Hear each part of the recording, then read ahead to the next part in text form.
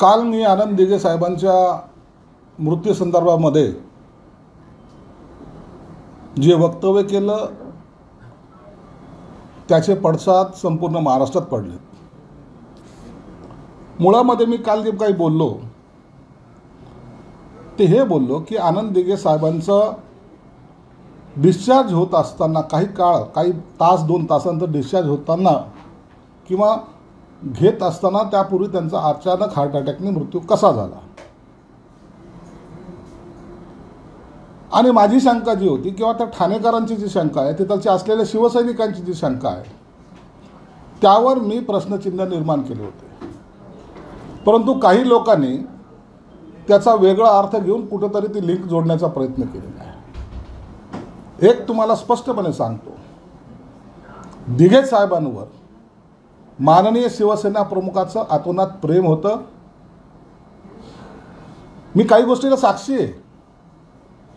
मातोश्रीवर आम्ही संभाजीनगरच्या दंगलीच्या संदर्भामध्ये अनेक वेळा मातोश्रीवर जायचो, त्यावेळेला आनंद दिघे साहेबांचा आणि शिवसेना प्रमुखाचा संवाद आम्ही पाहिलेला आहे।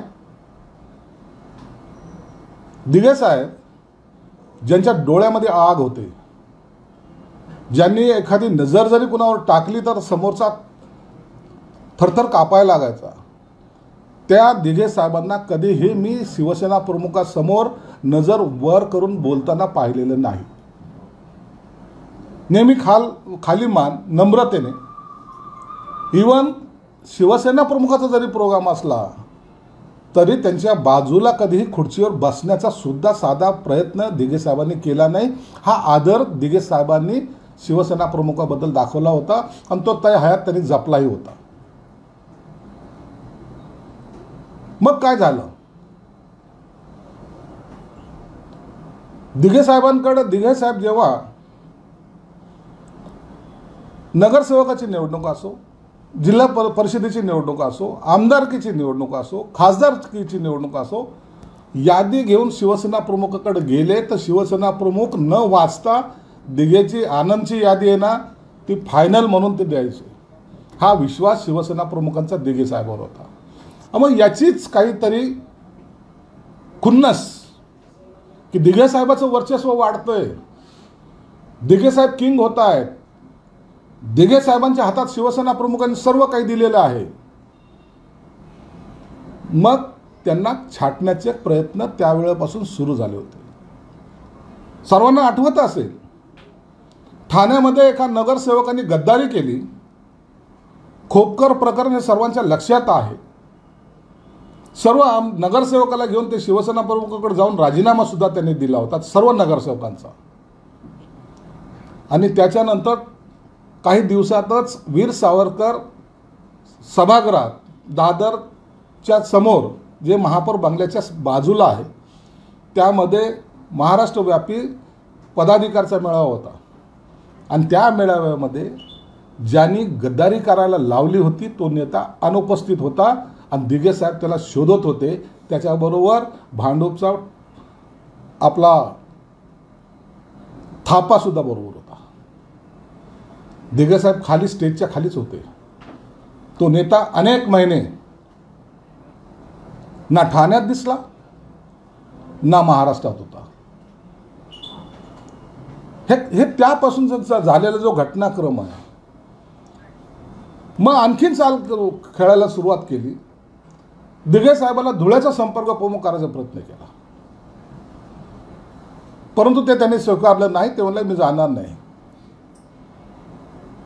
ठाण्यातले सर्व शिवसैनिक चिडले होते आणि त्या चिडल्यानंतर त्यांची बातमी जेव्हा शिवसेना प्रमुखाला कळाली, शिवसेना प्रमुखाने सांगितलं धुळ्याला जायचं नाही, तू ठाणा सांभाळ। हे ते शिवसेना प्रमुखाचं आणि आनंद दिघे साहेबांचं नातं होतं। एखादा माणूस संघटनेमध्ये जेव्हा मास लीडर व्हायला जातो त्या टायमाला त्याला कट करण्याचं कट कारस्थान ज्या लोकांनी केलं, त्यांच्या खालच्या लोकांनी, त्यांच्यावर माझा आक्षेप आहे। राज ठाकरे का गेले, कुणामुळे गेले,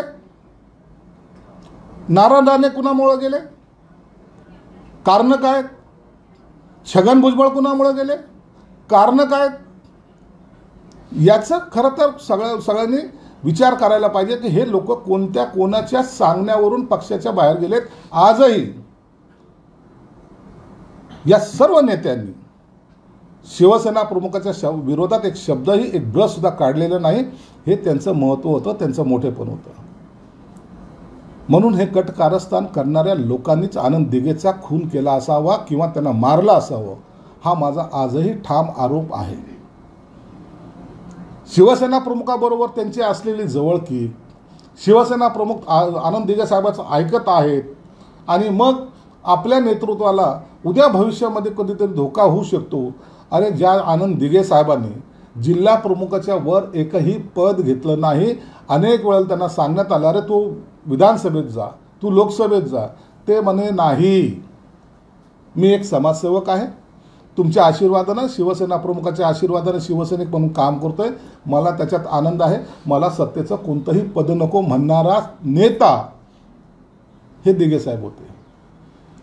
आणि मग जर शिवसेना प्रमुख त्यांचं वेगळं होतं, एखाद्याला ताबडतोब कुठेही उचलून त्यांनी कोणत्याही पदावर बसवण्याची ताकद त्या शिवसेना प्रमुखामध्ये होती. आणि जर आनंद दिघेला जर एखाद्या मोठ्या याच्यावर जर आणून बसवलं तर मग आपली गोची होईल. हे ज्या नेत्यांच्या लक्षात आलं होतं त्यांनी दिघे साहेबाचा काटा काढला असावा असा माझा आरोप आहे. आणि तीच भावना ठाण्यातल्या असेल, महाराष्ट्रातल्या असल्या त्या शिवसैनिकाची आहे. दिघे साहेब हे दिघे साहेब होते. दिघे साहेबांची शिवसेना प्रमुखांच्या नात्यामध्ये काही विघ्न संतोषी लोक ते असा प्रयत्न करतायत की दिघे साहेबांचं शिवसेना प्रमुखाचं काही वितुष्ट होतं, भांडण होतं. कृपया अरे, इतक्या खालच्या धर्तीचं राजकारण करू नका. ज्याने दैवत मानलंय शिवसेना प्रमुखाला, ज्या शिवसेना प्रमुखांनी अनेक वेळा माझा आनंद आहे हे अनेक वेळा सांगितलं, त्या नात्यामध्ये ही असली घाणेरडी राजकारण तुम्ही टाकू नका. जे आणखीन मला काही बोलायला लावू नका. मी अनेक प्रकरणं नावानिशी उघड करण्याची ताकद ठेवतो.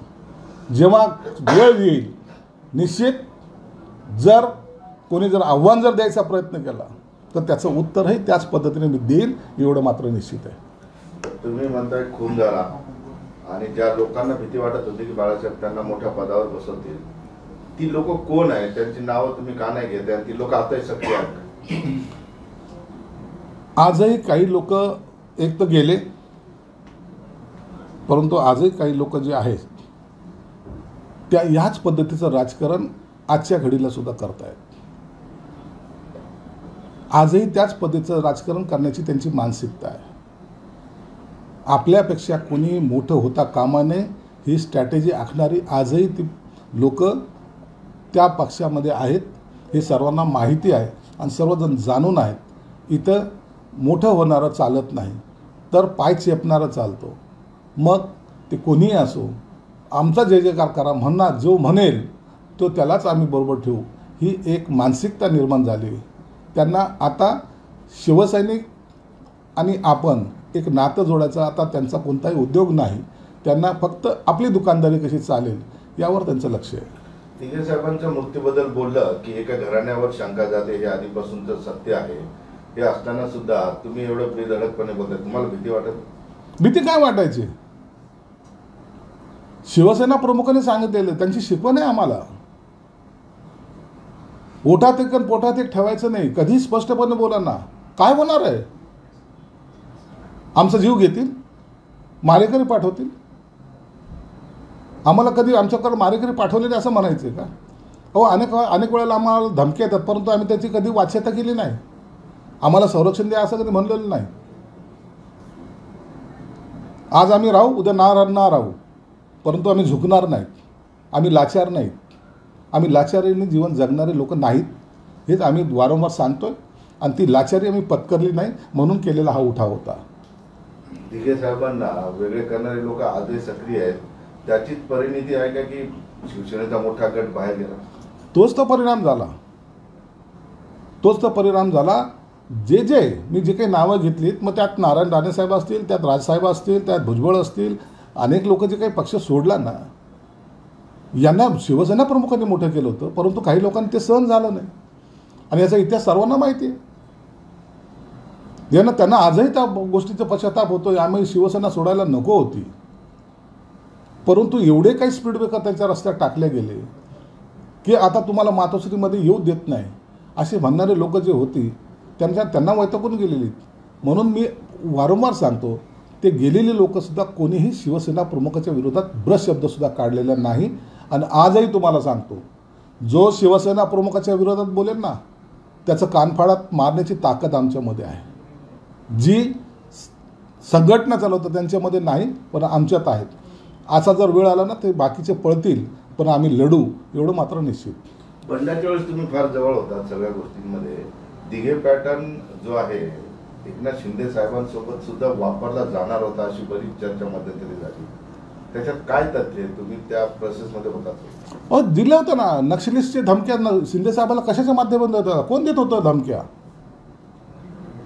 मग जेव्हा पोलिसांनी Z+ यांना सुरक्षा दिली पाहिजे असं जेव्हा स्वतः रिकमेंड केलं, त्या फाईलीवर सही का केली नाही?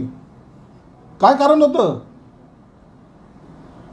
आपला एक सहकारी जो गडचिरोलीमध्ये लढतोय, जो नक्षलिस्टची सामना करतोय, त्याच्या धमक्या येत आहेत, पत्र येत आहेत, माणसं येत आहेत, तरी त्याने Z+ची सुरक्षा नाही. काय फरक पडला असं तुम्हाला? परंतु तुम्हाला त्याला शहीद करायचं होतं. परंतु ते एकनाथ शिंदे होते, ते ह्या सर्व डावपेचाला ओळखून होते. आणि ज्या पद्धतीने ते स्वतः उभे राहिले, अहो या सगळ्या लढायातून गेलेले हे आम्ही शिवसैनिक आहोत, म्हणून आम्हाला भीती वाटण्याचं काही कारणच नाही. थोडा खुलासा करा की तुम्ही बोललाय की शिंदे साहेबांना शहीद करण्याचा प्रयत्न होता. Z+ सुरक्षा नाकारणं याचा अर्थ शिंदे साहेबाला शहीद करण्याच्या मार्गावर नेऊन उभं करणं असा त्याचा अर्थ होतो. राणेंनी शिवसेना सोडल्याच्या नंतर त्यांना देखील मारण्याच्या धमक्या येत होत्या, आणि ह्या कोण देत होतं?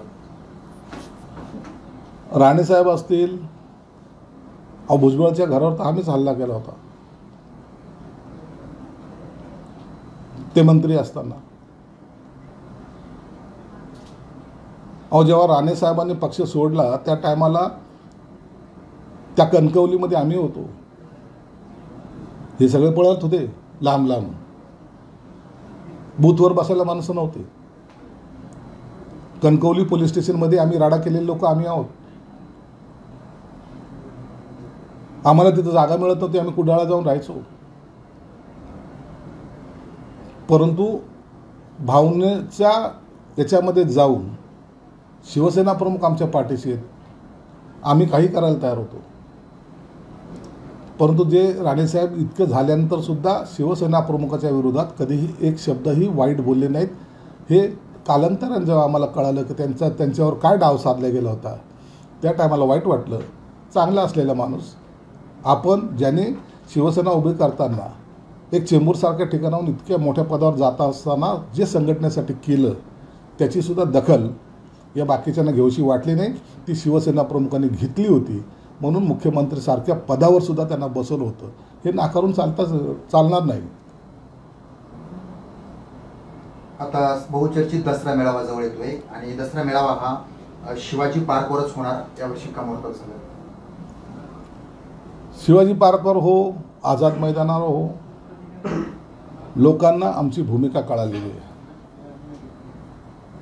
हे जे वारंवार मिंदे खोके असे जे बोलत होते ना, त्यांनासुद्धा लोकांनी त्यांची जागा दाखवलेली आहे.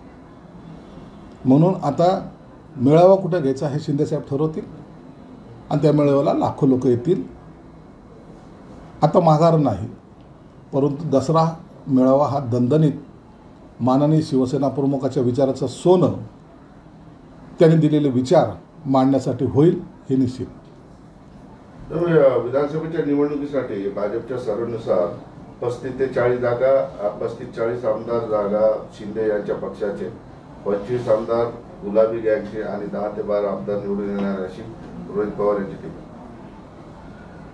आता आम्ही केलेला सर्वे किंवा भाजपने केलेला किंवा शिवसेनेने केलेला किंवा राष्ट्रवादीने केलेला, आता हा आमचा सर्वे आमच्याकडे राहू दे ना. आमच्या सर्वेमध्ये तुम्ही डोकून कशाला पाहता? तुमची युती होते का नाही हे पहिलं लोकांना सांगा. त्या उभाठा गटाला किती चक्रा मारायला लावणार आहे? आता किती देवांची विनवणी करणार आहे? राहुल देव, सोनिया देवी, इकडे बसलेले बजरंगबली, शरद पवार साहेब यांच्या सगळ्याच्या घरी आता पोरासहित सगळेजण चक्रा मारत आहेत. त्यांची पहिले तुम्ही काळजी घ्या.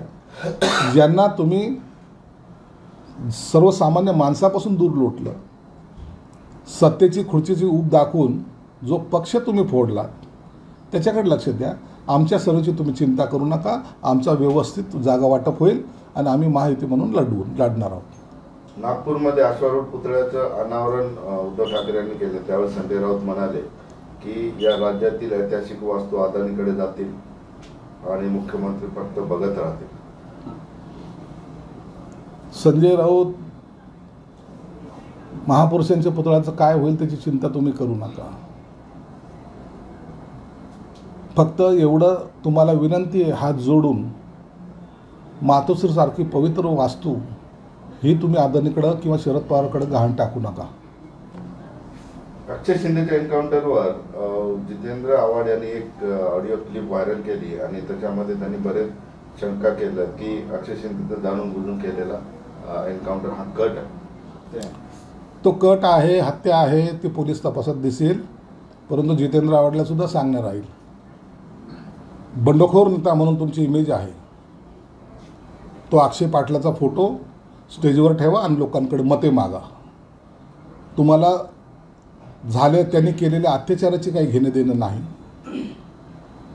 ज्यांचं घर उद्ध्वस्त झालं त्यांच्याशी घेणं देणं नाही. टीका करायला तुम्हाला जर त्याची गरज पडत असेल तर मतं मागायला सुद्धा त्यांचा वापर करा. लोक तुम्हाला जोड्याने मारल्याशिवाय राहणार नाही, एवढं मात्र निश्चित आहे. वर्षावर रात्री बैठक झाली.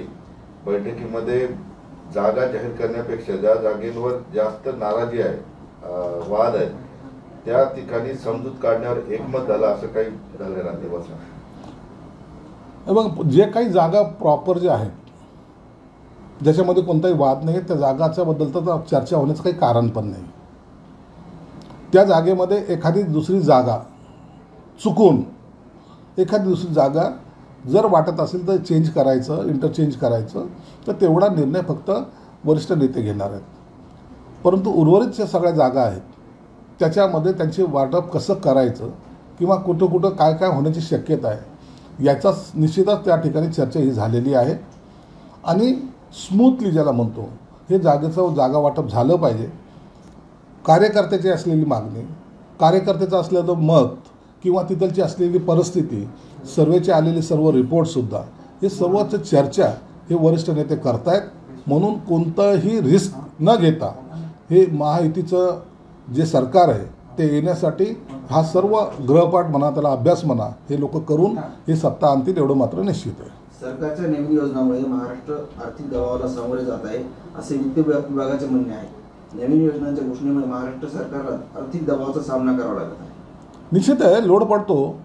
एखादी योजना जेव्हा आपण आणतो त्या टायमाला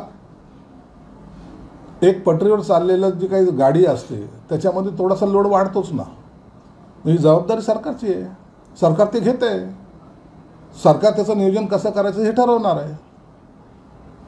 एखादी घोषणा करायची अंमलबजावणी सुद्धा त्याची झाली पाहिजे. प्रिंटिंग मिस्टेक म्हणणारे हे सरकार नाही आहे किंवा निवडणुकीमध्ये दिलेले हे जुमला सरकार नाही आहे. हे जे काही होईल, जे काही करता येईल तेच करणारे सरकार आहे. म्हणून आर्थिक भार कसा तो निपटून काढायचा याबद्दल सुद्धा सर्व चर्चा किंवा त्याच्याबद्दलची आखणी या सरकारने केलेली आहे. अजित पवार यांचे कामदार आहेत, त्यांनी तुमसरच्या नगरपालिकेच्या CEO, महिला CEOला फोन लावून धमक्या दिलेल्या आहेत, शिवीगाळ केलेली आहे. एखाद्या अधिकाऱ्याला दरडावून बोलणं हे तिथपर्यंत ठीक आहे, पण शिवीगाळ ही करू नये.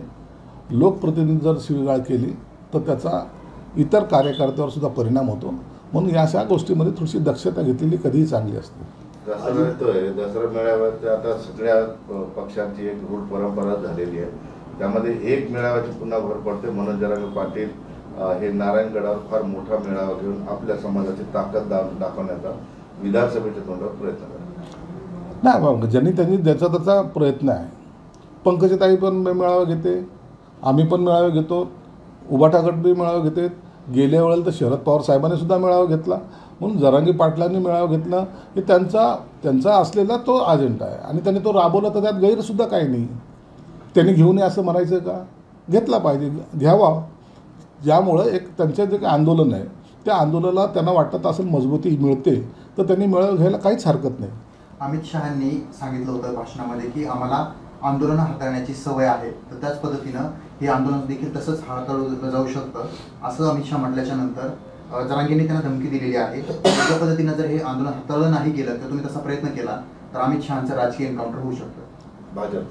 भाजपचं अमित शहा असं नाही आहे. अमित शहानी जे काही स्टेटमेंट केलेले आहे की गुजरातमध्ये जे काही आंदोलन मोठ्या प्रमाणात चाललं होतं ते आंदोलन ज्या व्यवस्थितपणे त्यांनी हाताळलेलं आहे, म्हणजे समाजामध्ये भांडण नको आणि आंदोलनकारा त्याच्या ज्या काही मागण्या असतील किंवा त्यांना जे काही द्यायचं असेल ते शांतपणे दिलं गेलं पाहिजे, ते कायद्याच्या चौकटीत बसून. म्हणून त्या पद्धतीने त्यांनी ते केलेलं वक्तव्य. आंदोलनाला चिरडणं किंवा त्याच्यावर गोळीबार करणं किंवा त्या सगळ्याला जेलमध्ये टाकणं हा त्याचा अर्थ होत नाही. त्याचा अर्थ होतो आहे की दोन्ही समाज असतील किंवा तो जो काही आंदोलन करते असतील त्यांच्याशी सामंजस्य भूमिकेत चर्चेतून हा प्रश्न सोडवावा आणि हे आंदोलनच्या आउटपुट काय तर त्यांना मिळालेला न्याय याच भावनेतून त्यांनी केलेलं ते वक्तव्य होतं. अजितदादांच्या सभेला पैसे देऊन लोक आणले जातात असं जितेंद्र आव्हाड यांनी व्हिडिओ ट्विट केला आणि त्यांनी असं म्हटलंय की अजितदादा गुलाबी झाले असले तरी लोक सभेला येत नाही, पैसे द्यावे लागतात. अजितदादा काय करतात, अजितदादा का सभा घेतात, अजितदादा कुठं फिरतात हे जितेंद्र आव्हाडाला काय घेणलेलं आहे? जितेंद्र आव्हाड हा शरद पवारच्या राष्ट्रवादी काँग्रेसचा संजय राऊत झालेला आहे, म्हणून त्यालाही सुद्धा त्याच्याशिवाय बोलल्याशिवाय त्यालाही त्याची दुकानदारी चालवता येत नाही. आता हा नवीन एक संजय राऊत शरद पवार गटामध्ये निर्माण झालेला आहे. मुख्यमंत्र्यांच्या विरोधामध्ये मुंबई हायकोर्टात याचिका दाखल करण्यात आली आहे आणि त्यामध्ये त्यांच्यावर गुन्हा दाखल करण्याची मागणी करण्यात आली आहे. भडकाऊ भाषण करणाऱ्यांची पाठराखण केल्याबद्दल याचिका दाखल करण्यात आली. अशा याचिका दाखल केल्याने काही होत नाही. मुख्यमंत्र्यांनी आजपर्यंत महाराष्ट्राचं सगळ्यांनी पाहिलेलं आहे. मुख्यमंत्री अत्यंत संयमानं आणि शांततेने बोलतात. कुणाचं पाठराखण करण्यापेक्षा माझा कामावर विश्वास आहे हे सांगणारा मुख्यमंत्री महाराष्ट्राने प्रथमतः पाहिलेला आहे. म्हणून मी टीकेने उत्तर देत नाही तर कामातून उत्तर देतो असं म्हणणारा मुख्यमंत्री, सर्वसामान्याच्या समोर जाणारा मुख्यमंत्री, सर्वसामान्यांना भेटणारा मुख्यमंत्री, कार्यकर्ते सेल्फी काढतात त्याच्याबरोबर असा असलेला मुख्यमंत्री, लाडक्या बहिणीचा भाऊ असा असलेला मुख्यमंत्री हे अशा असलेल्या व्यक्तिमत्वाचं हायकोर्टात का जाय सुप्रीम कोर्टात का त्याला दाद मिळणार नाही. गुलाबी गँग 10-12च्या पुढे आणि शिंदेचे 30च्या पुढे जाणार नाहीत असं रोहित पवार म्हणतात. रोहित पवार स्वतः निवडून येतो का त्याच्याकडे त्यांनी लक्ष दिलं पाहिजे. आपल्या बुडाखाली काय जळतं हे न पाहता इतराच्या घराला आग लावण्याचा प्रयत्न करू नका. जामखेडमध्ये तुमची असलेली परिस्थिती त्याच्याकडे लक्ष द्या. राजकारणामध्ये इतके श्रेष्ठ झालेले नाहीत की तुम्ही कोणत्या पक्षावर टीका करावी. म्हणून जरी वारसा काही असला तरी तुम्हाला तो अधिकार आणखी प्राप्त झाला नाही.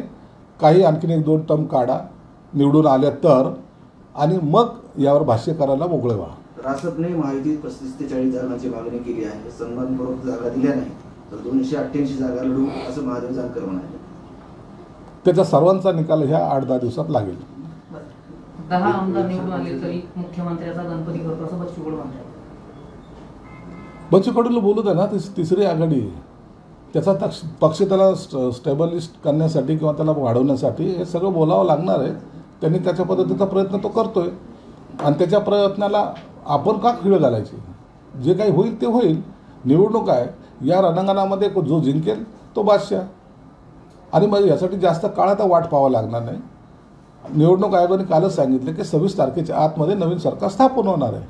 म्हणून ज्याला दंड ठोकून मैदानात यायचं त्यांनी यावं आणि चांगल्या पद्धतीने निवडणूक लढून निवडून यावं. सर्वांना आमच्या शुभेच्छा आहेत.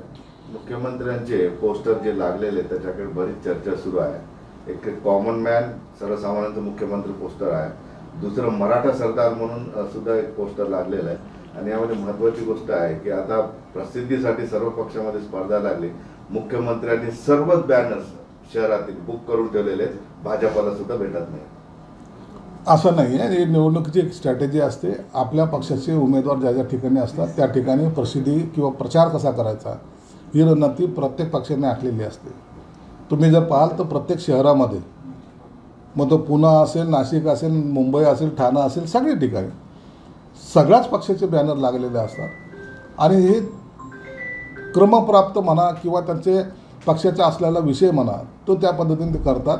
म्हणून मुख्यमंत्र्यांनी स्वतःचे पोस्टर किंवा स्वतःचे त्यांचे पोस्टर कोणी लावले असतील तर हा प्रचाराचा किंवा पक्षाच्या संघटनेचा बाब आहे आणि त्यात काही गैरसुद्धा आम्हाला वाटत नाही. पण मराठा सरदार म्हणणं मराठा समाजाला खुश करणं, मराठा सरदार म्हणणं याचा अर्थ असा होतो की आपण सर्व मराठी आहोत. या महाराष्ट्राचा सरदार त्याला मराठा सरदार म्हणतात आणि तर त्या सरदारच्या भूमिकेत आज एकनाथ शिंदेसाहेब आहेत, कारण की ते राज्याचे प्रमुख आहेत आणि सर्वाला न्याय द्यायची भूमिका ज्याच्यामध्ये असतात त्याला सरदार म्हणतात. त्या सरदाराला आज महाराष्ट्राची जनता आज डोक्यावर घेते. कॉमन मॅन म्हणून पण त्याचे एक सिनियर स्टाईल पोस्ट असतात. कॉमन मॅन तर आहेच ना.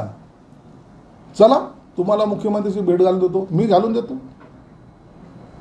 पहिलं मुख्यमंत्र्याच्या गाडीला आम्ही हातही लावू शकत नव्हतो, भेट घालणं तर दूर.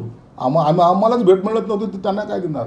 परंतु हा कॉन्फिडन्स का जागा झाला, या कॉन्फिडन्स मागचं कारण काय, तर माझा मुख्यमंत्री सकाळपासून ते रात्री 3 वाजो का 4 वाजो हा सर्वांना भेटतो, हे त्याच्या मागचं उघड गुपित आहे.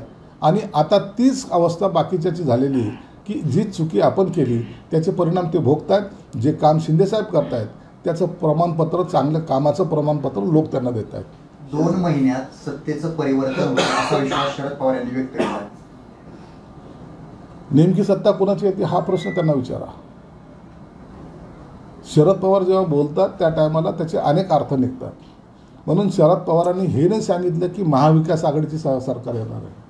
त्यांनी हे नाही सांगितलं की उद्धव ठाकरे मुख्यमंत्री बनणार आहे. त्यांनी हे नाही सांगितलं की काँग्रेसचा मुख्यमंत्री बसेल म्हणून. त्यांनी हे नाही सांगितलं की राष्ट्रवादीचा मुख्यमंत्री बनेल. त्यांनी हे सांगितलं की सत्ता परिवर्तन 2 महिन्यानंतर होणार आहे आणि निवडणुकीच्या नंतर सत्ता परिवर्तन हे होत असतं आणि येणारे सरकार हे माहितीचं येणार आहे हे त्यांनासुद्धा माहिती आहे. एक ट्रेंड सुरू झाला आहे, भावी मुख्यमंत्री म्हणून उपमुख्यमंत्र्यांचे बॅनर लागतात, आमदारांचे लागतात. तसंच बॅनर आता रोहित पवारांचे लागायला लागले की भावी मुख्यमंत्री म्हणून रोहित पवार. आता पवार कुटुंबियामध्ये सर्वात छोटा त्याला मानलं जातं म्हणून त्याचे बॅनर लावले. त्याच्यापेक्षा जर कोणी छोटा असेल तर त्याचे बॅनर उद्या लागतील. ही बॅनर लावण्याची स्पर्धा जी आहे ना, ही स्वतःला मोठं करण्यासाठी काही लोक कार्यकर्त्याला बॅनर लावावं लागतात. सांगतात माझे बॅनर लावा, कुठं आहोत याचं ते कधी चिंता करत नाही, परंतु स्वप्न मोठे पाहतात. या स्वप्न पाहणाऱ्याला स्वप्नामध्येच राहू द्या, त्यांना आमच्या शुभेच्छा आहेत. संजय राऊत म्हणतात की आमचं सरकार येऊ द्या, सर्वांचा हिशोब करणार. संजय राऊत तो काही येण्यासारखा बडबड करतो. संजय राऊत, अहो तुमचं सरकार येईल कधी? तुम्हाला आता सिल्वर वोक हीच तुमची मातोश्री, त्याच्या भोवती जरी चक्रा मारल्या तर तुम्हाला सत्तेत आल्यासारखं वाटेल. ओके. एबीपी माझा, उघडा डोळे बघा नीट.